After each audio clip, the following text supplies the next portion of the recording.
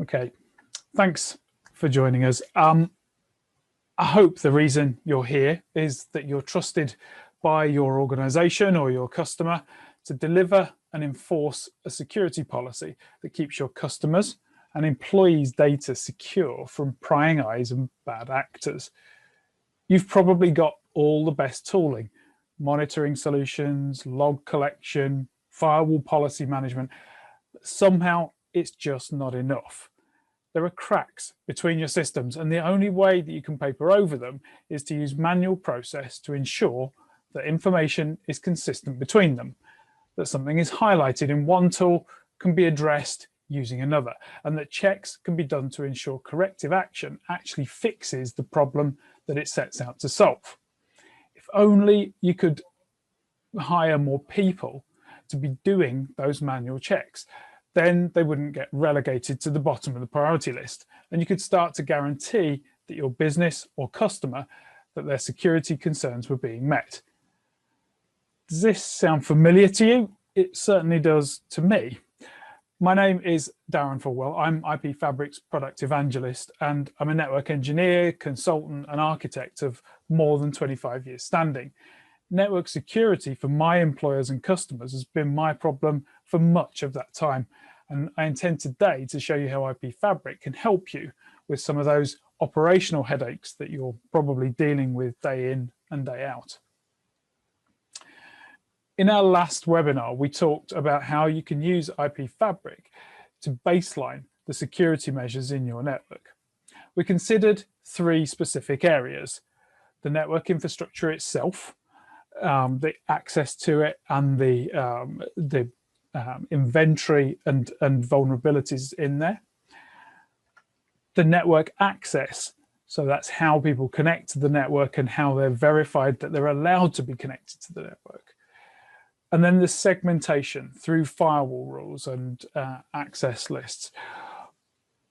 But for all of these elements, you can use IP Fabric to show just how secure your network is at day one.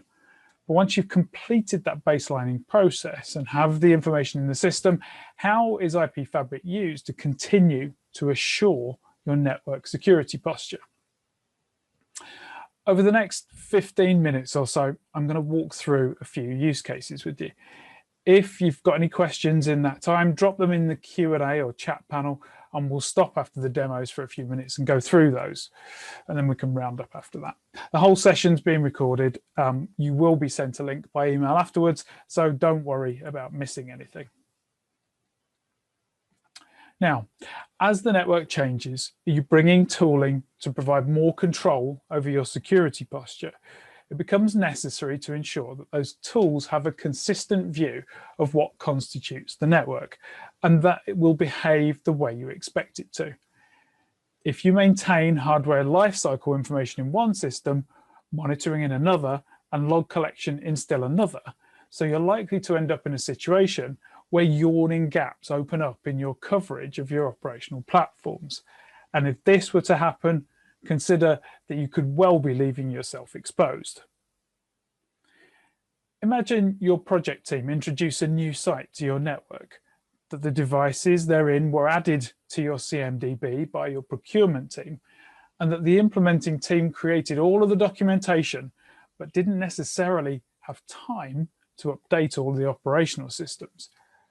Of course, they fully intend to once they're less busy, but at least they've updated the static documents and they hold the right information. Now, as tends to happen from time to time, the vendor of some of the network equipment on that site suddenly announced a critical vulnerability, but it's okay. It can be fixed by a code upgrade. The problem with that is, as your system lifecycle platform's out of date, you don't know that you need to take that remediation action. And because you haven't received the vulnerability notification, you also don't know that an update to your firewall rules will at least mitigate that issue until the software is upgraded. So you get unlucky and your site is attacked. Unfortunately, you don't get notified of the effects of that attack immediately because your logging and monitoring systems also know nothing of the devices. And so the first you know of an issue is when you get calls from users. How do you put the proactivity back into that situation? By making sure all the devices in your network are in the inventory tables in all of your operational systems. Your lifecycle system would catch the vulnerabilities and notify you that the proactive upgrades were necessary, and give you the mitigation instructions while you waited for the right time to do those upgrades. And if something did get through, you could ensure that your logging and monitoring platforms gave you the information to immediately react, to at least deal with the issue when it arises. Without the correct information, all of those systems become ineffective at best. So how does IP Fabric help you with that? Well, what we're doing in IP Fabric is capturing doing a discovery and capturing the full inventory, config and state data in your network. We create a snapshot, a point-in-time database of everything in your network, and that includes all of the detail that you'd expect to find in an inventory. So everything from the platforms, the vendors, the models, the serial numbers, IP addresses, code versions, and so on and so forth.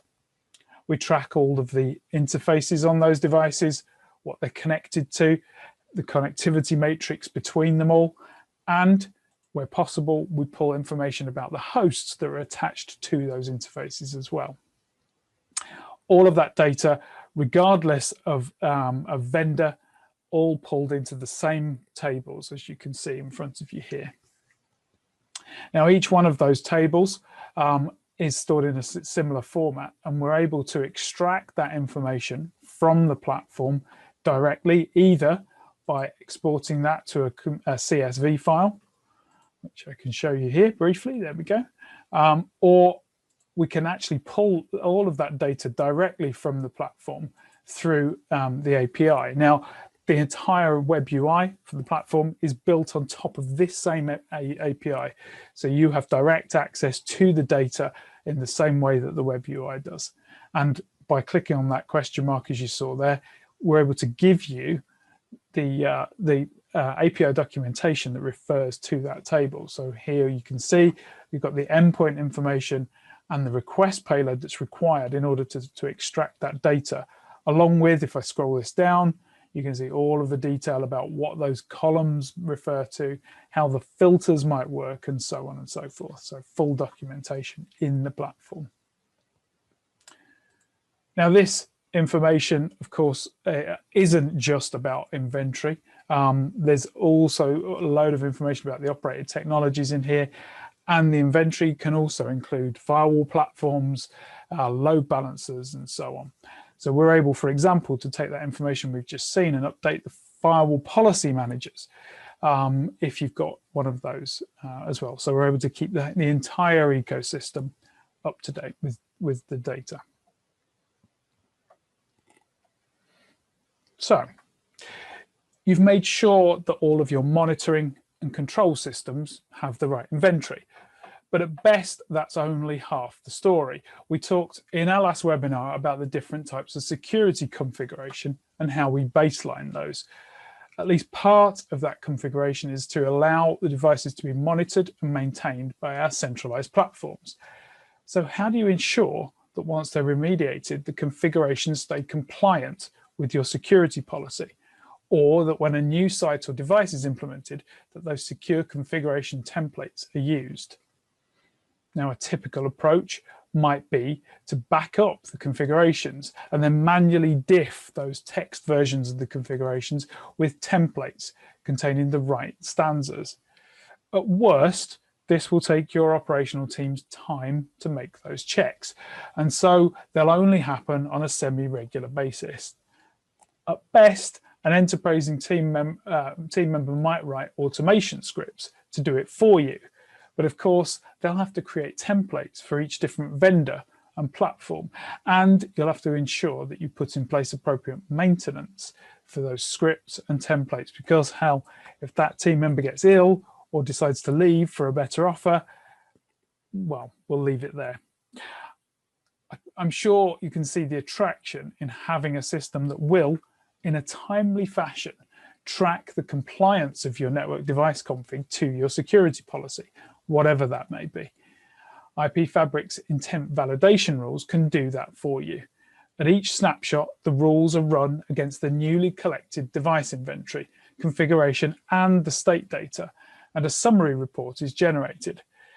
That's then available for anyone who logs into the system to view it, or you might configure IP Fabric to send a webhook notification that the rules have been run to trigger a response in another system. For example, you might replace some of your morning checks on the service desk with rules that send a completion message to the network team's Slack channel with proactive advice on what to do first when they come on shift. Let's go back to the platform and have a look at some of those intent validation rules. So IP Fabric, as we've already shown, harvests a large range of configuration and state data from all its network devices and places all that data into this vendor-neutral model in a series of tables. I've shown you the inventory tables already, and I've touched on the fact that there's other technology tables, and I'll give you a view of those. A switch, for example, might have layer 2 forwarding information that might include port channels or VLANs, and information about spanning tree and neighbors and so on. A router may have information about layer 3 forwarding. So in that case, the routes that it has available to it, information about its routing protocol adjacency, and so on. Firewalls will have information specifically about all of those things and the access lists, the object groups, the interfaces that are configured, and indeed the zone-based firewall policies as well. But all devices must have standardized management configurations.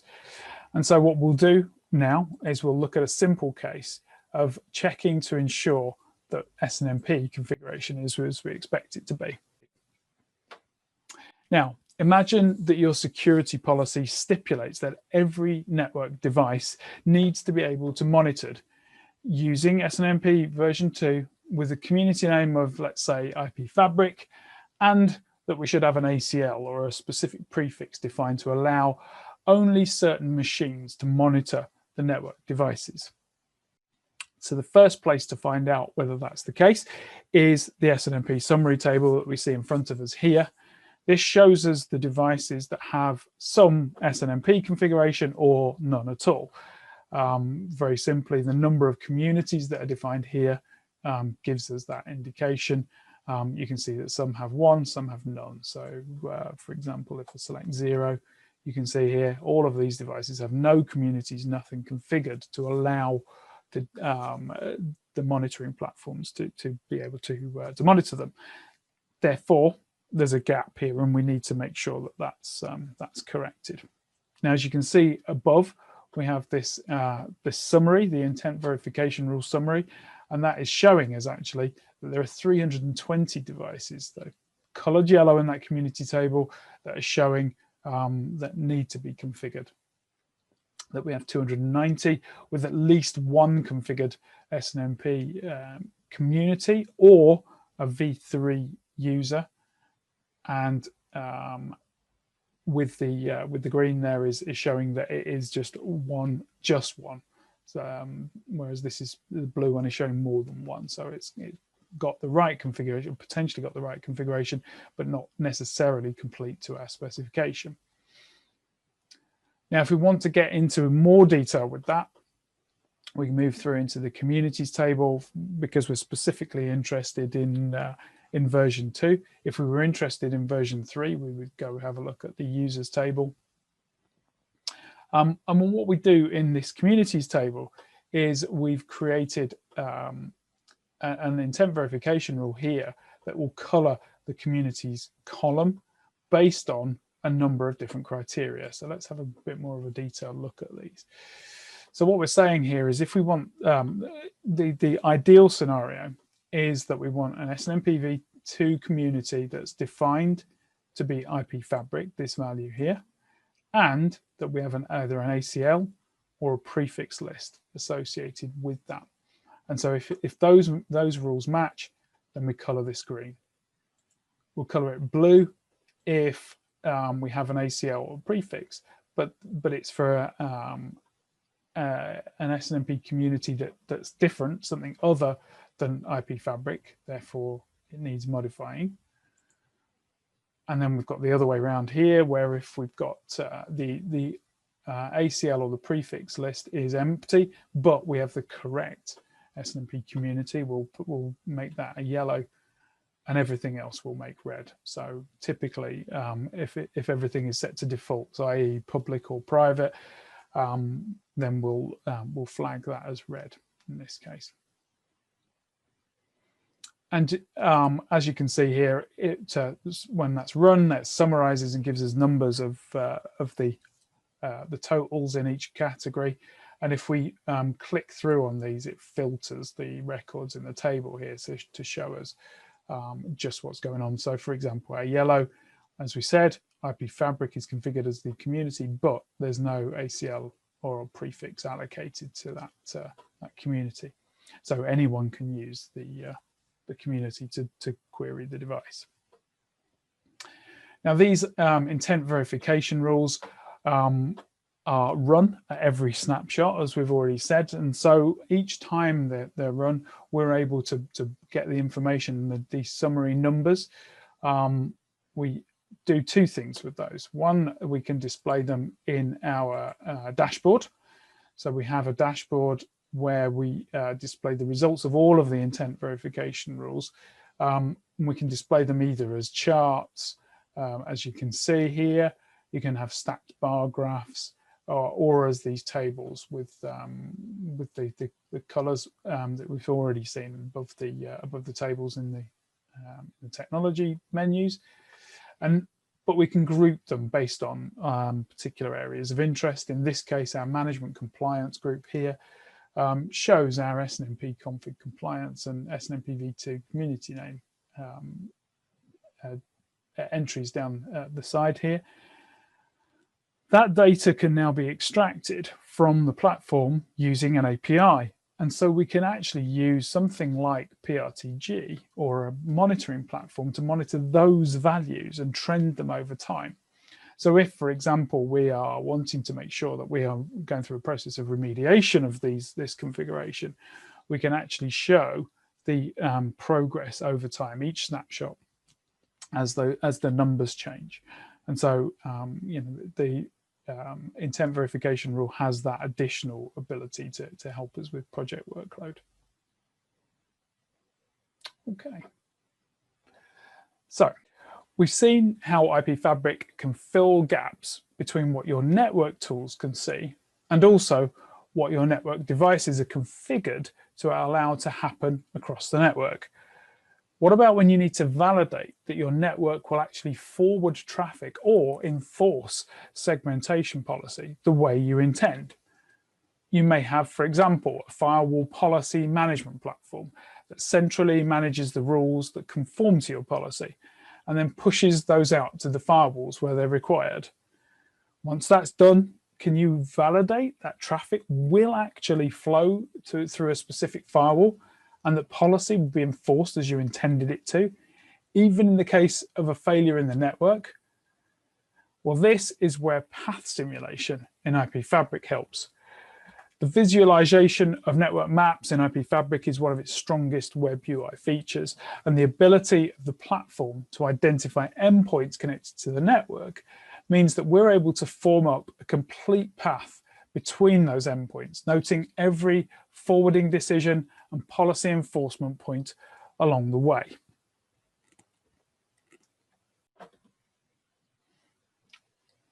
So I'm going to open up an example of a path definition. This is an endpoint that lives in a LAN environment, and this is a web server that sits in one of the data centers. And you can see here what it's showing us is every single hop and every single network device in the path between our two endpoints here and here. Very quickly, we'll just show you what those look like. So we have both layer 2 and layer 3 shown on one diagram, and you're able to see the switch path from, for example, the device to its default gateway passes through these five switches. And as we step from switched hop to switched hop and from routed hop to routed hop along the path, we can see in detail every forwarding choice and the data that was used to make that forwarding decision. For example, the path overview tab that shows here shows the forwarding decision. As we hover over it, it indicates on the map there which path we're talking about. And you can see here that it's a switching path on VLAN 118. It's got an input-out interface and an output interface. And if we're interested in more detail about the device and the platform, we can click through the tabs here and it shows us the full information that's been retrieved from the device configuration and state that's allowed us to make that forwarding decision. Here's our MAC address table, for example. As we pass through that site and out into the wide area network, so we're able to do the same information here about the routers. And again, this time it's a routing decision it's made this time. So again, we can see the interface details and we can see the routing table here that it's used to make that decision. But we can also see that we're checking for ACL matches. So in our case, we have ACL applied on this outbound interface from the router here called eFilter. And because it's got a permit for any network in the 10 address to any network in the 10 address, it allows traffic to pass as we'd hope it would. Now we move through into our MPLS network. And if we're really interested, we can actually show the detail of the MPLS labels that are being used here. There you go, in order to get from one place to another. And so the forwarding decisions within the MPLS network are based on those MPLS labels. Alternatively, we can just put it away and move through into our data center environment. And again, we have paths, initially routed paths, and then routed paths over switch paths at the end here. And you'll notice we're going through a firewall.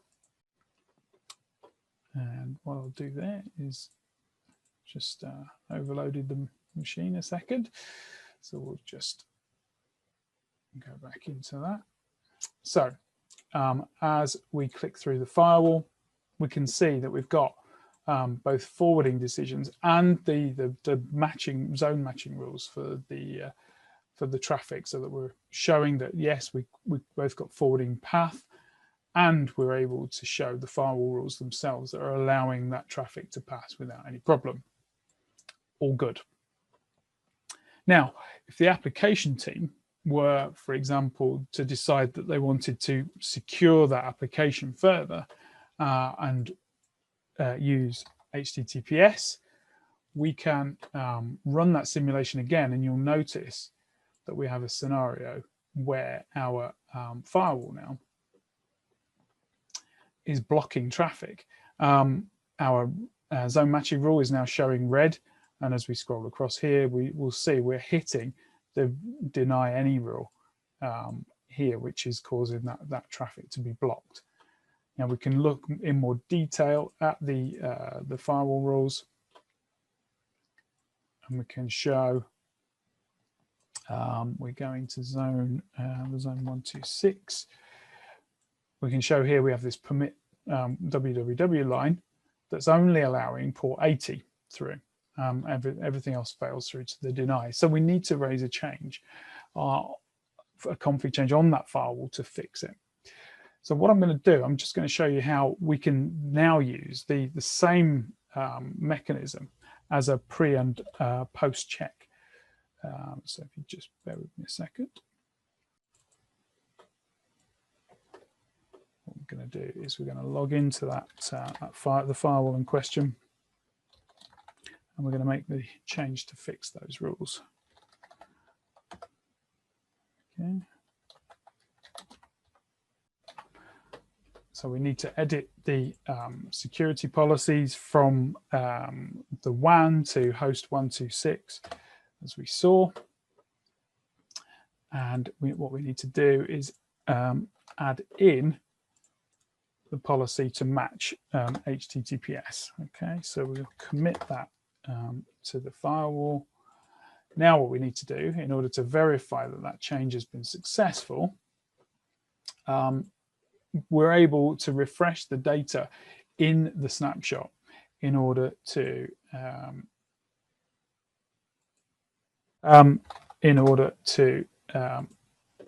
verify that the change has been successful. So what's now happening is that IP Fabric is going away.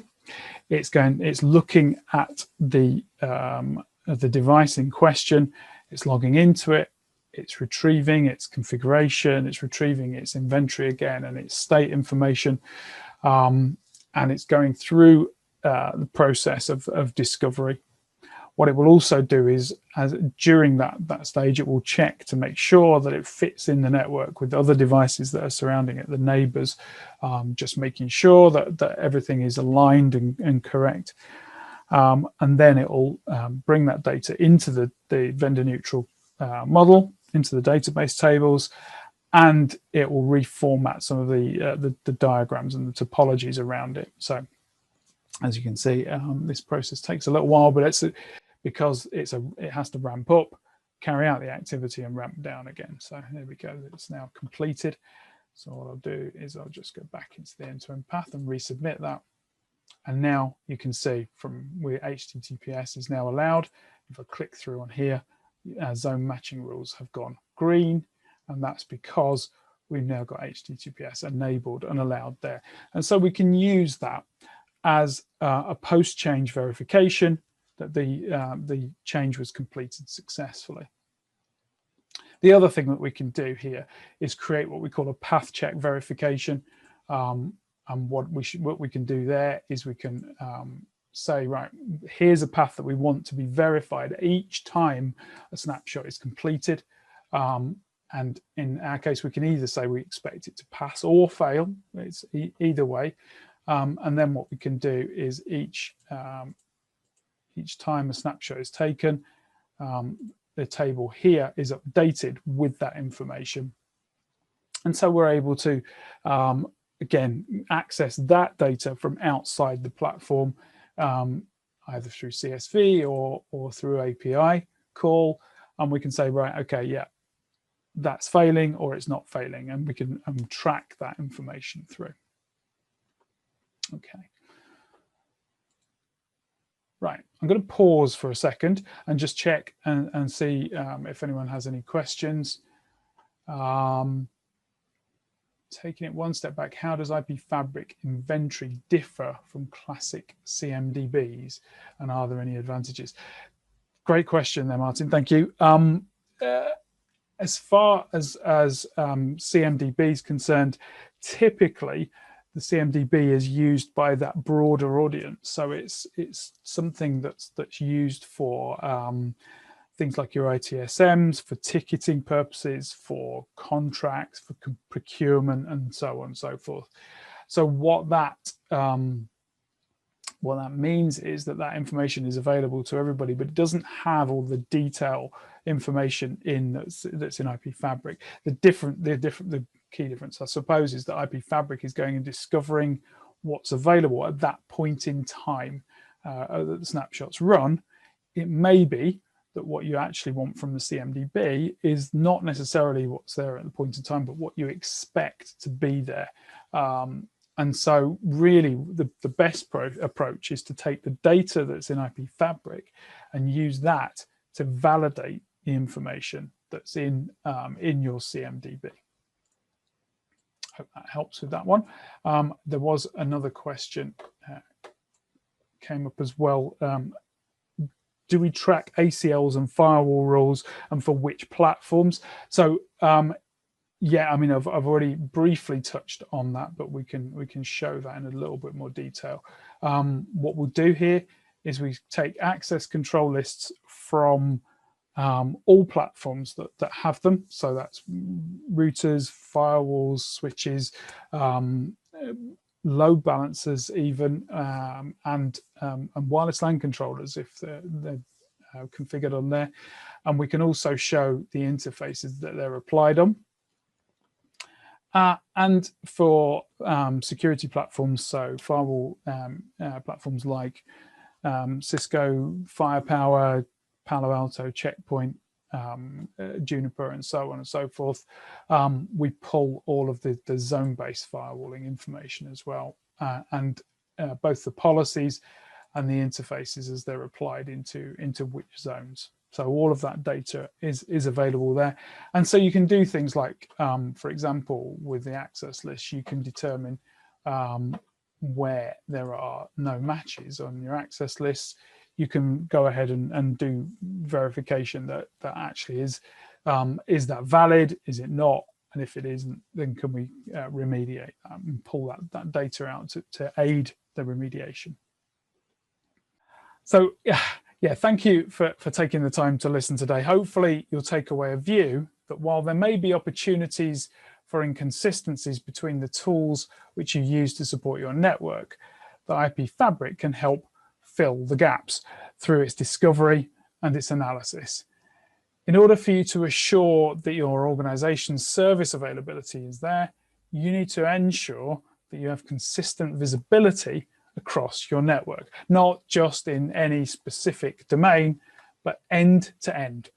And IP Fabric can help bring that. If you're interested in a more detailed demo, a trial, or simply further discussion on just what IP Fabric can bring you, of course, we'd be more than happy to talk more.